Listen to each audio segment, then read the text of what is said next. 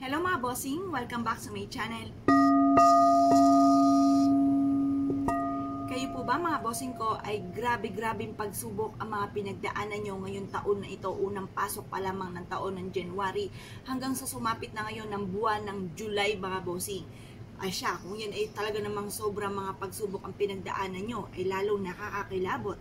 Ngayong papasok po ng buwan ng Agosto mga bossing, kasi may tinatawag pa tayo ditong ghost month mga bossing. Diyos ko po, nakakatakot mga bossing. Para malampasan po natin kung ano man ang mga pagsubok na pinagdadaanan po ninyo. Or kaya hindi nyo na muling pagdaanan pa ngayong buwan ng Agosto dahil may papasok pang ghost month po sa atin, ay mainam na subukan nyo po itong gawin mga bossing ko bago sumapit ang ghost month. Or kaya po ay unang araw po mga bossing ko ng pagpasok po ng buwan ng Agosto sa August 1 gawin nyo po ito. O kung napapanood nyo ito or mapapanood nyo ito ngayon mga bossing at meron kang materyales na aking babanggitin, bago sumapit sana ay mas maganda bago sumapit ang ghost month ay magawa nyo po ito mga bossing at lagi nyo po itong gagawin tuwing umaga mga bossing upang sa ganun kayo po ay hindi madali ng ghost month mga bossing. Kung kayo po naniniwala sa magatong mga pamamaraan at nais nyo po itong gawin, ang video ito ay para po sa inyo.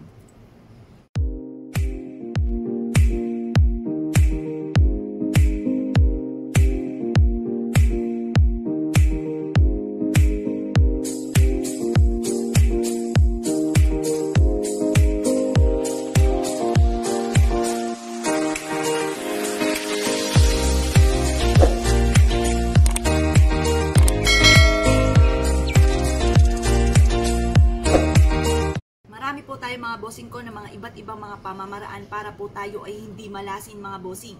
Ito po ang aking tuturo sa inyo ay isa sa mga subok na at napaka-powerful na pamamaraan para hindi ka malasin ngayong buwan ng August mga bossing. Bago sumapit ang buwan ng August or kaya po ay sa August 1 gawin nyo po ito unang Martes or unang Biyernes mga bossing ko ng buwan ng Agosto ay gawin nyo po ito para hindi ka makaranas or hindi mo maramdaman ang ghost month na papasok ng buwan ng Agosto mga bossing.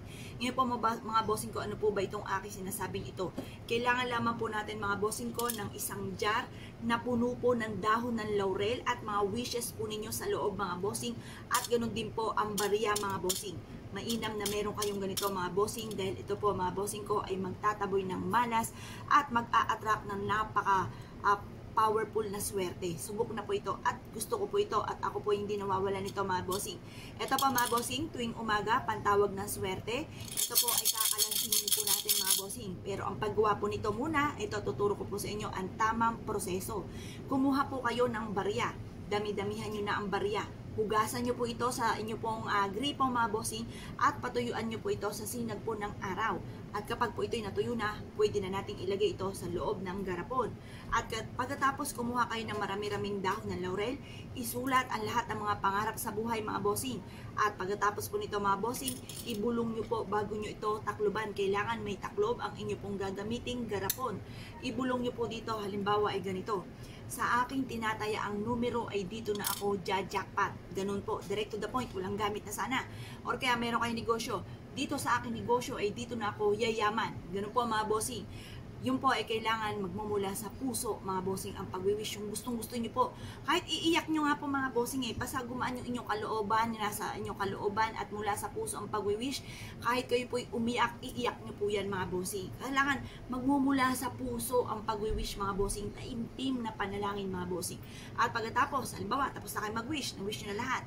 Pangkalahatan ito sa pera, kalusugan, pamilya, sa pagta-travel. Ganon din po sa pagtaya-taya po ninyo para kayo po ay manalo mga bossing. I-wish nyo na ng todo-todo, ng bonggang-bongga, ang lahat ng mga pangarap po ninyo dito mga bossing. At pagkatapos ay takloban nyo po ito. Pagtapos na po kayong takloban po ito, kada umaga mga bossing, mag-wish po kayo. Sabi nyo, magkakaroon ako ng maraming pera, magkakaroon ako ng maraming pera. Or kaya, mananalo ako ng jackpot at banggitin ang mga numero na lagi nyong tinatayaan. Habang sinishake nyo po ito mga bossing. Proven po ito na maswerte. Basta mga bossing ko, huwag nyo na muna itong ipagsasabi. Sa pamilya nyo, sa karelasyon nyo, kay misis, kay mister, sa mga anak, sabihin nyo pampaswerte ito. Ganun lang. Huwag lang kukontra. Dahil kapag naman kayo ay sinuwerte, lahat sila ay makakatikim, lahat sila ay suswertihin din. Ganun po mga bossing. Hindi lang pang sarili po ito, kaya walang kukontra. Halimbawa, bago ka gumawa ng ganito, sasabihin niyo po sa pamilya nyo, kasama sa bahay na, ako ay gagawa ng pampaswerte, walang kukontra. At ito naman ay kapag tayo sinuwerte, para rin naman sa inyo ito. Ganun po mga bossing, para wala nang kukontra. Tikom na lahat ang bibig mga bossing.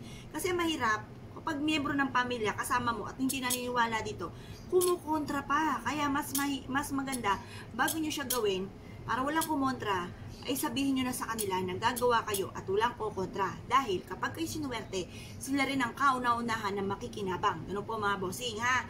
Kailangan sabihan nyo na sila at huwag nyo na munang ipagsasabi sa mga katropa kits nyo, sa mga barkada ninyo, sa mga kapwa chismosa. Huwag nyo na munang ipagsasabi. Hayaan nyo na lamang na machismis kayo dahil kayo sinuswerte mga bossing at magtaka sila kung bakit kayo ay sinuswerte. Hayaan nyo na lamang po sila na mag-isip. Bahala sila mga bossing.